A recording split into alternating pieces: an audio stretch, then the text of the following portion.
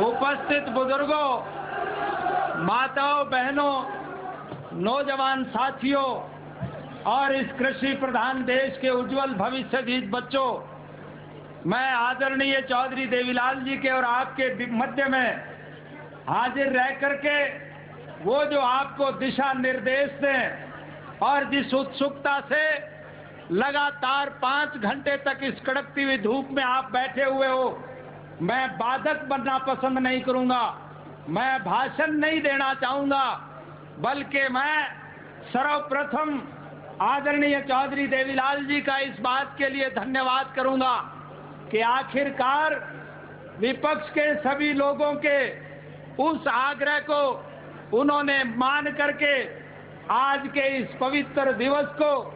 संघर्ष दिवस के रूप में मनाने के लिए उन्होंने हामी भरी। मैं उनका बहुत बहुत धन्यवाद करूंगा। मैं इसके बाद मंच पर विराजमान इन सभी राष्ट्र के महान नेताओं का जो उज्जवल भारत भविष्य की कामना करते हुए देश को एक दिशा देने जा रहे हैं, और मैं दावे के साथ एक बात कहने जा रहा हूं, वो दिन दूर नहीं जब भारत की मौजूदा राजनीति में परिवर्तन आएगा। आज जो लोग मंच पर विराजमान हैं वो कल सत्ता पर बन करके बैठेंगे, और जो लोग आज सत्ता में बैठे हुए हैं और जो इस देश के मेहनतकश लोगों की खून पसीने की कमाई पर डाका डाल करके इस देश की संपत्ति को विदेशी बैंकों में जो जमा करा रहे हैं, उन आर्थिक अपराधियों को जेल के सींगचों के पीछे भी बंद होना पड़ेगा। मैं आभार व्यक्त करता हूं इन महान नेताओं का, जिन्होंने अपना बहुमूल्य समय खर्च करके यहां पर आकर के आप सब लोगों का हौसला बढ़ाया। मैं आभार व्यक्त करूंगा इस समागम के उन सभी आयोजकों का, श्री मुलायम सिंह जी का और दूसरे कार्यकर्ताओं का, जिन्होंने लगातार परिश्रम करके भारतवर्ष का सही नक्शा हिंदुस्तान की बोट क्लब पर एकत्रित करके आज केरला से, तमिलनाडु से, मध्य प्रदेश से, उड़ीसा से, राजस्थान, बिहार, उत्तर प्रदेश, सभी प्रदेश के लोग आज लाखों की संख्या में, जिन्होंने इस दिल्ली के ऐतिहासिक बोट क्लब पर एकत्रित करके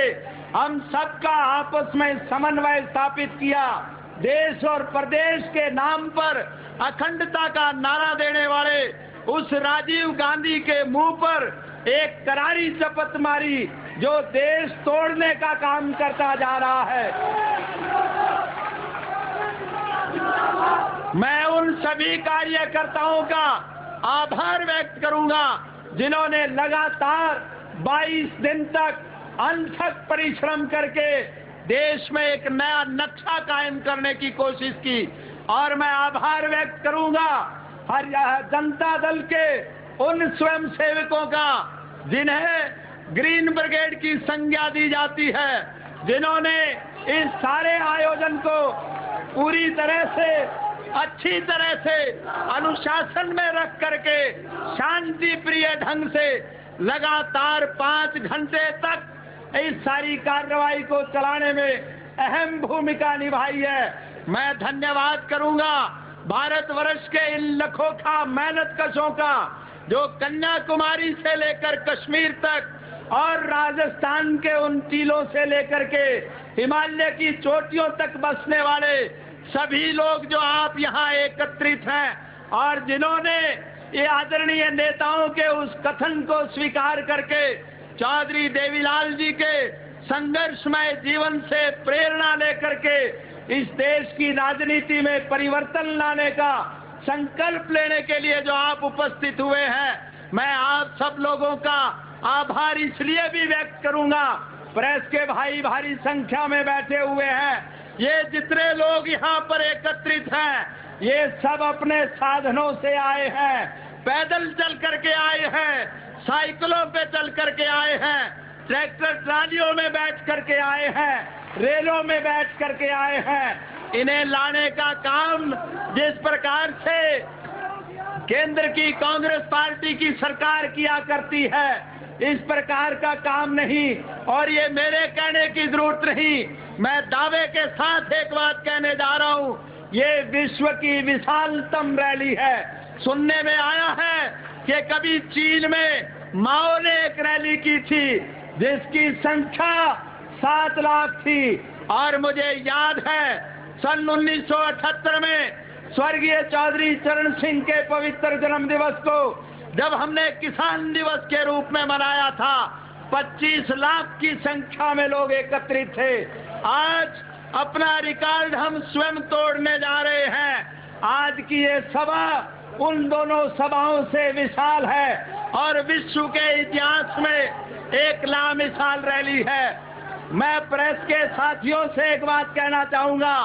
कि दिल्ली के उस स्टेडियम तक आपको इंसानी सर दिखाई देंगे, तिल फेंकोगे जमीन पे नहीं पड़ेगा। किस अनुशासित ढंग से आज लोग बैठे हुए हैं। मैं इस सब के लिए आप सबका हार्दिक धन्यवाद करता हूं, और मैं आपसे केवल एक बात कहने चाहूंगा, मेहनत कश मेरे वर्ग के लोगों से मैं केवल एक अनुरोध करना चाहूंगा कि आज आपके दाएं और बाएं और आपकी आंख के सामने ये जो बड़े बड़े महल बने हुए हैं, इन महलों में बैठने वाले लोग हमारी किस्मत का फैसला करते हैं, लेकिन जो लोग इन महलों में बैठते हैं वो हमारे हमदर्द नहीं है, जिन्हें हमारी समस्याओं का ज्ञान नहीं है। और यही एक कारण है किसान के गन्ने के दाम नहीं बढ़े, मजदूर की मजदूरी नहीं बढ़ी, लेकिन चीनी आसमान को छूती जा रही है। किसान के नरमे कपास के दाम नहीं बढ़े, तेलों के बीजों के दाम नहीं बढ़े, तेल के दाम बढ़ते जा रहे हैं, घी के दाम बढ़ते जा रहे हैं, कपड़े के दाम बढ़ते जा रहे हैं, मजदूर की मजदूरी नहीं बढ़ी, सीमेंट के दाम बढ़ रहे हैं, इंजन के दाम बढ़ रहे हैं, ट्रैक्टर के दाम बढ़ रहे हैं, मोटरसाइकिल स्कूटर के दाम बढ़ रहे हैं, खाद के दाम बढ़ रहे हैं, कीड़े मार दवाओं के दाम बढ़ रहे हैं, जरूरियात जिंदगी की उन सब चीजों के दाम बढ़ते जा रहे हैं जो मशीनों से पैदा होती है, और हर उस चीज के दाम कम होते जा रहे हैं जो हम अपना पसीना बहा करके धरती माँ का सीना चीर करके पैदा करते हैं। इसलिए मैं किसान साथियों से एक अनुरोध करना चाहूंगा, आज की कांग्रेस सरकार का मुखिया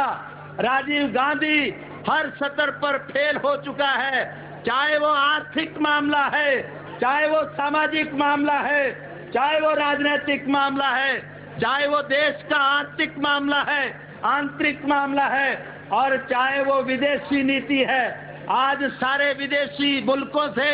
जो हमारे पड़ोसी हैं, हमारे संबंध अच्छे नहीं है। राजीव गांधी केवल पैसा कमाने पे लगे हुए हैं। हमने प्रजातांत्रिक तरीके से सब प्रयास कर लिए।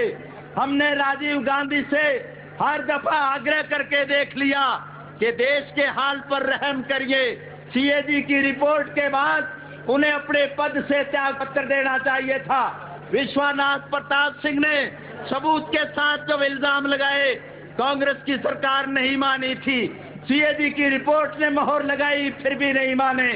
और के सुंदर जी के बयान के बाद एक पल के लिए भी उन्हें नहीं रहना चाहिए था। लेकिन ये लोग कुर्सी इस तरह से नहीं छोड़ेंगे। इसके लिए आपको एक संकल्प लेना पड़ेगा।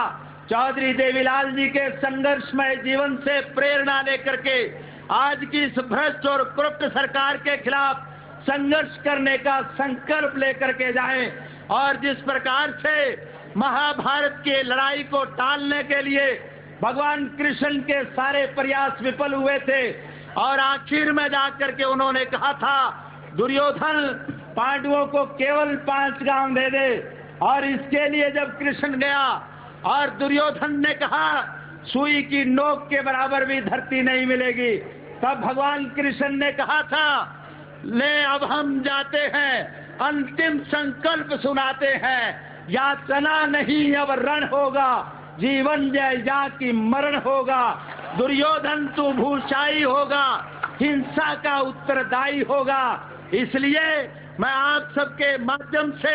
भारतवर्ष के प्रधानमंत्री श्री राजीव गांधी से एक बात कहना चाहूंगा कि आज इस देश के लोगों ने चौधरी देवीलाल के संघर्षमय जीवन से प्रेरणा हासिल करके संकल्प लिया है। संघर्ष के बलबूते पर सत्ता बदलेंगे, सत्ता का उपभोग करेंगे, मेहनत कश कमेरे वर्ग के लोगों के हितों की रक्षा करेंगे। यही हम सबका संकल्प है और यही चौधरी देवीलाल जी के जीवन की दीर्घ जीवन की कामना का एक लक्ष्य है। आप सबका बहुत बहुत धन्यवाद।